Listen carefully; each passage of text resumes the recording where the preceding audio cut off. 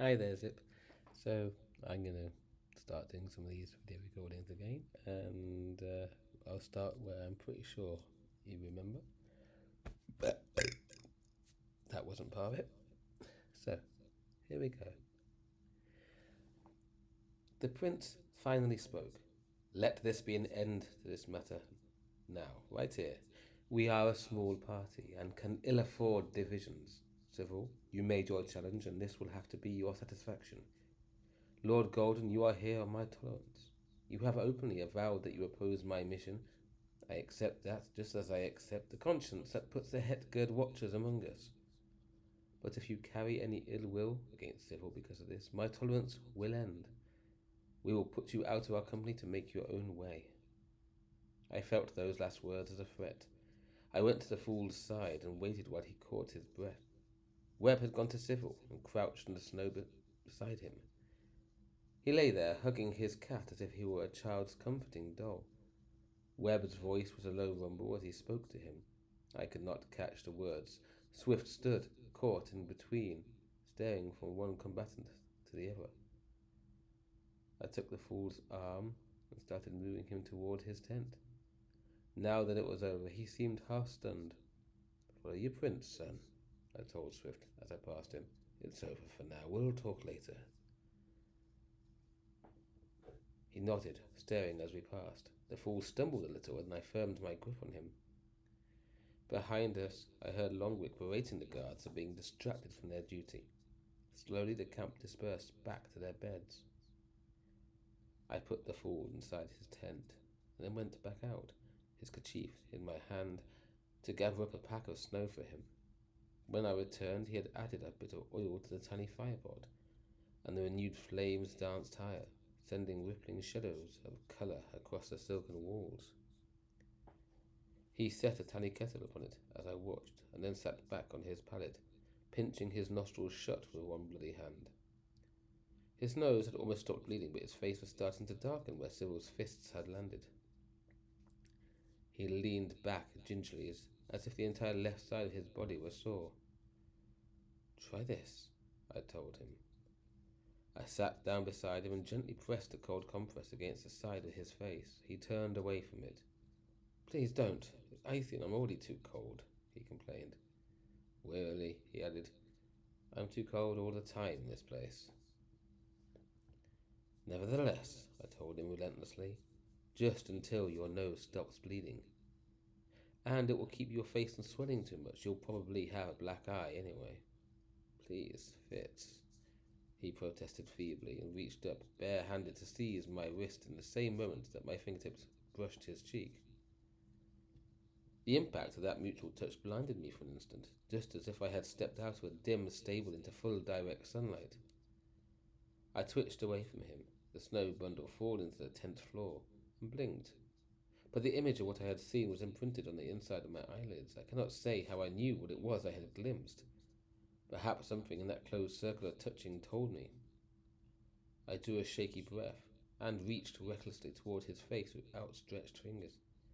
"I can heal you," I told him, amazed and breathless with the discovery. The knowledge of my new-found power rushed through my blood, hot as whiskey. "I see what is wrong. The bits are broken, and how the blood pools under your skin where it should not. Fool, I can use a skill and heal you." Again he seized my wrist, but this time it was to hold my hand wide of his face. Again I felt jolted by that sense of connection, as his skill-imbued fingertips made contact with my skin. He shifted his grip quickly, to the cuff of my sleeve. "No," he said quietly, but a smile played over his swollen face. "Did you learn nothing from the healing that we put you through?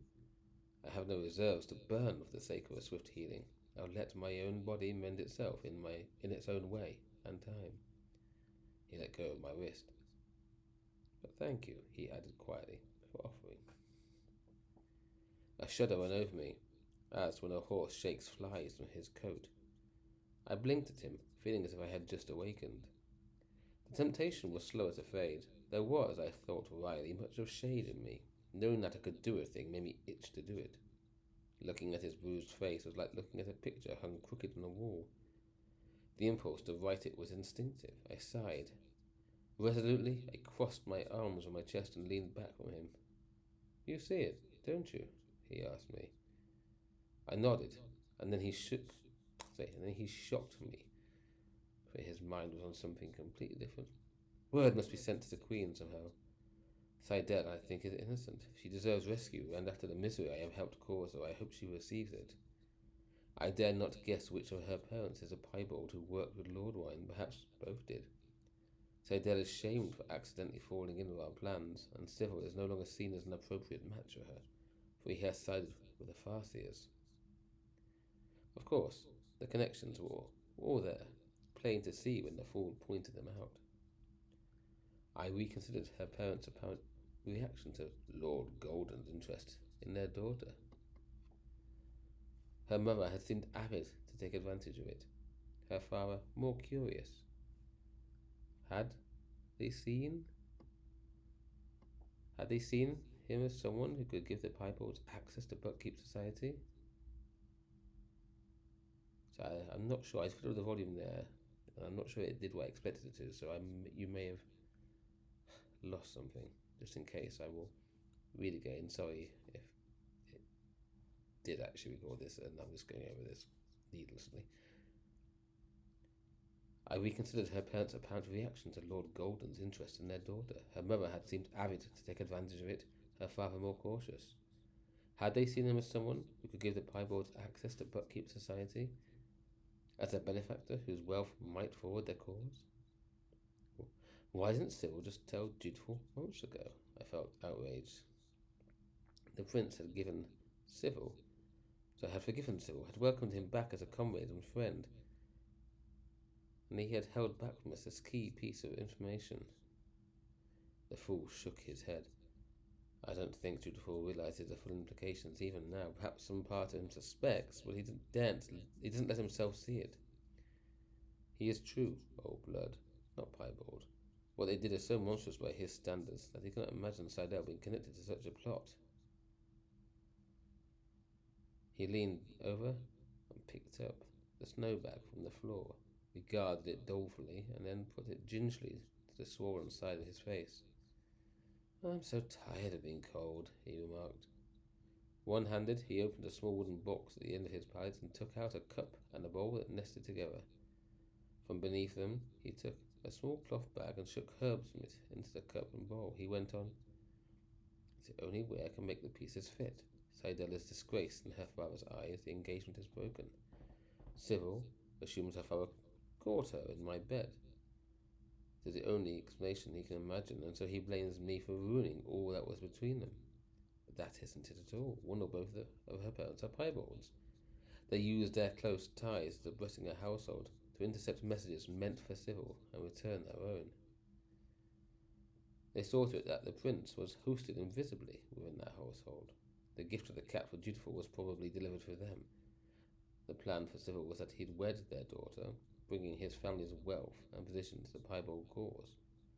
Then she failed them by flirting with me, and we were the mechanism for the whole downfall of that first piebald plan. That is how she is disgraced. He gave a sigh, leaned back on his bedding, and moved the kerchief to a different spot in his face. It's small comfort to have worked it out now. I'll see that Ketchikan knows of it. I promised him, without telling him how I'd attempt to do that. But if we have set one puzzle to rest tonight, we've only encountered a greater one. Who is he? What is he? The fool's voice was musing. The Black Man? Of course. I shrugged. Some recluse living on the island, accepting tribute from superstitious folk and ambushing those who don't leave him gifts. That's the simplest explanation. Shade's teaching was that the simplest explanation was often likely to be the right one. The fool shook his head slowly. The look he gave me was incredulous. No, surely you cannot believe that.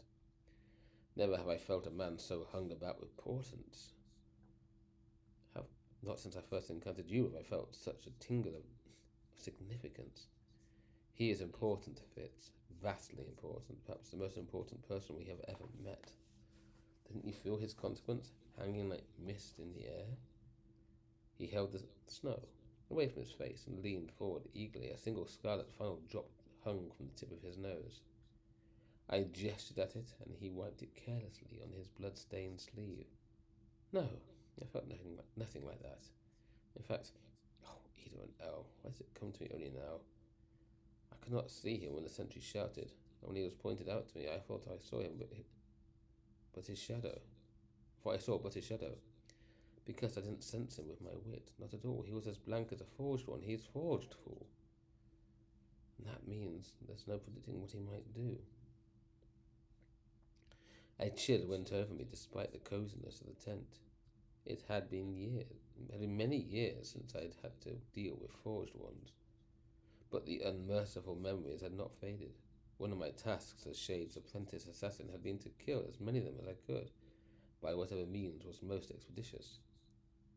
The deaths I had dealt to 6 Duchess folk haunted me still, even though I knew there had been no alternative. Forging stole all humanity from its victims and was irreversible. Forged? Oh, surely not. The fool's standard reaction broke my moment of introspection. He shook his head. No, Fitz, not forged. Almost the opposite, if such a thing is possible. I felt in him the weight of 100 lifetimes, as significant to a dozen heroes. He displays his fate, much as you do. I don't understand, I said uneasily. I hated it when the fool spoke like this. He loved it. He leaned forward, eyes gleaming with enthusiasm. As he spoke, he lifted the kettle from the oil flame and poured steaming water into the cup and the bowl. Ginger and cinnamon wafted toward me. All of time, every sliced instant of it is rich with varieties of choices. One becomes accustomed to that, to the point at which sometimes even I have to stop and remind myself that I am making choices, even when I do not seem to be. Every indrawn breath is a choice, but sometimes one is reminded of that forcibly. Sometimes I meet a person so laden with possibilities and potential that the mere existence of such a being is a jolt to reality. You are like that still, to me. The sheer improbability of your existence took my breath away. I have discovered relatively few possible futures in which you exist at all. In most of them, you died as a child. In others, well, I do not think I need to tell you the ways in which you have died in other times. How many times have you been snatched from the jaws of death in the most unlikely ways? I promise you, Fitz, in other times that parallel ours, you have met your deaths at those moments. Yet here you are, with me still, defying the odds by existing, and by your existence with every breath you take, you change all time. You are like a wedge driven into dry wood. With every beat of your heart, you are pounded deeper into what might be. And as you advance, you crack the future open and expose 100,000 new possibilities, each branching into another 100, another 1,000. He paused for breath. Noting my disgruntled expression, he laughed aloud. Well, like it or not, you do, my catalyst, and so also did he feel to me tonight. The black man.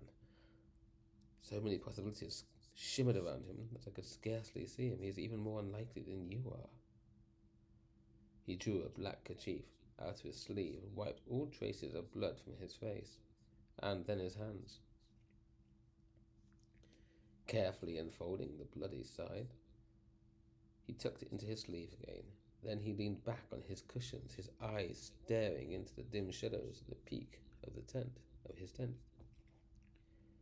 And I have not a clue of who or what he is. I've never glimpsed him before. What does that mean? Was it only with our coming here that his influence on the future became possible?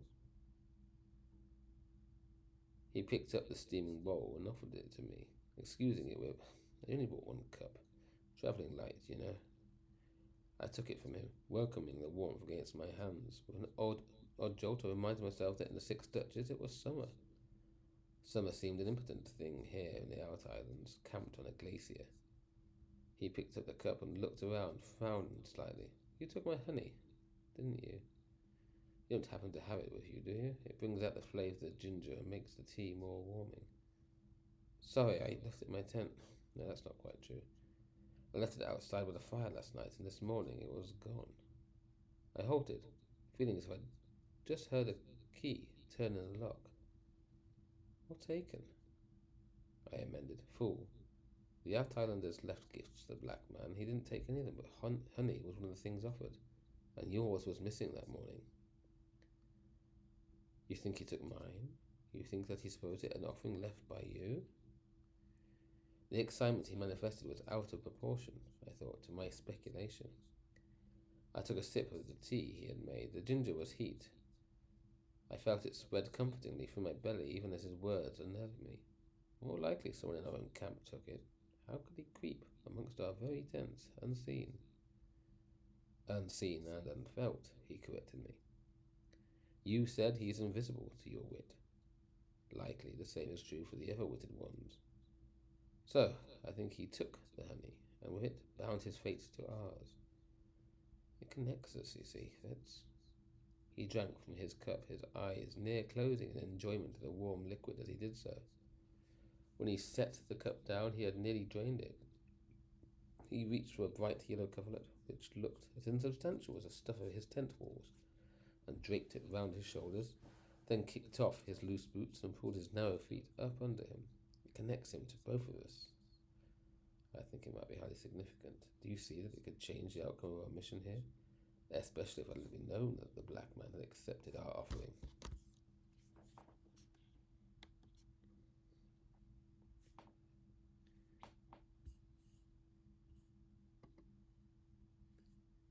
My mind raced through the possibilities.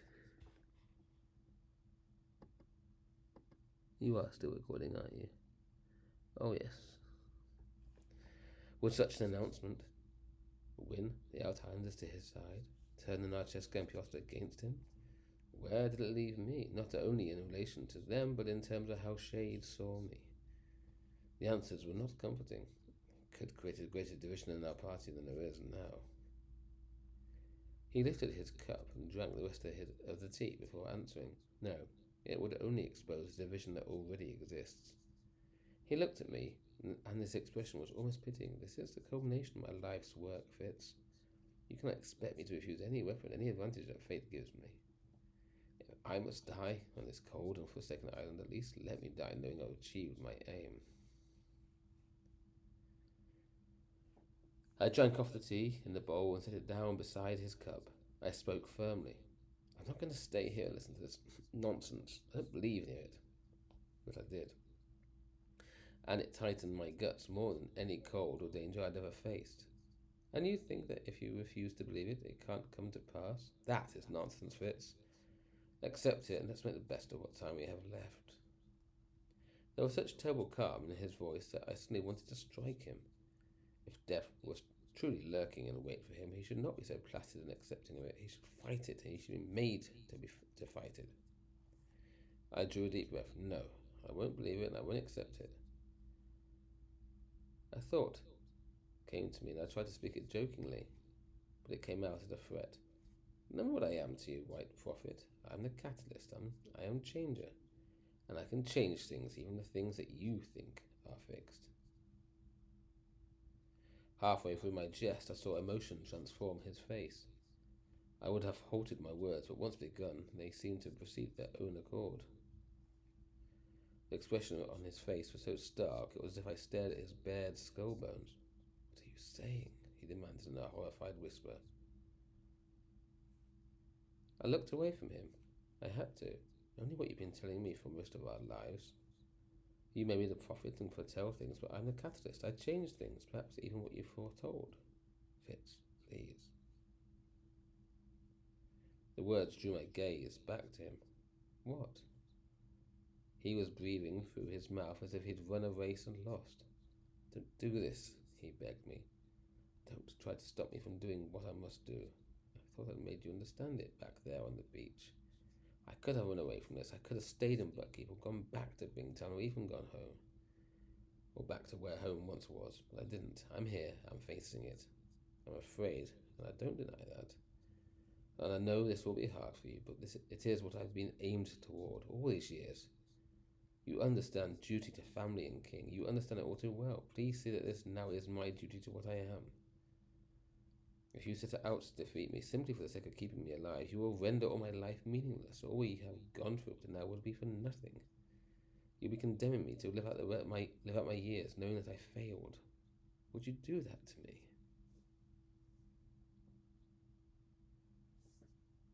He gave me a piteous look. I gave him a few moments to calm before I spoke quietly. So, You are saying if I see something killing you, I'm to let it happen, even if I can prevent it?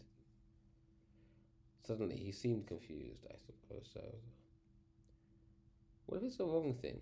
What if I see a bear killing you and you're supposed to die in an avalanche and I do nothing, so you'll die in the wrong way and it's still all for nothing?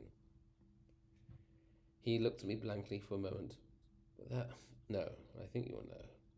When the time comes, I think you'll know what. And if I don't? If I make a mistake, what then? I don't. He faltered to a halt. I pounced. Do you see how stupid this is? I cannot possibly stand by and watch you die for. I know that. And you know that. You'd be asking me to be profoundly different from who I am. You'd be making the change, not me. And didn't you once tell me that precipitating the change was my task, not yours? So don't ask it of me. If fate demands that you be dead, well, then I'll probably be dead too at that point. I doubt it will matter much to either of us.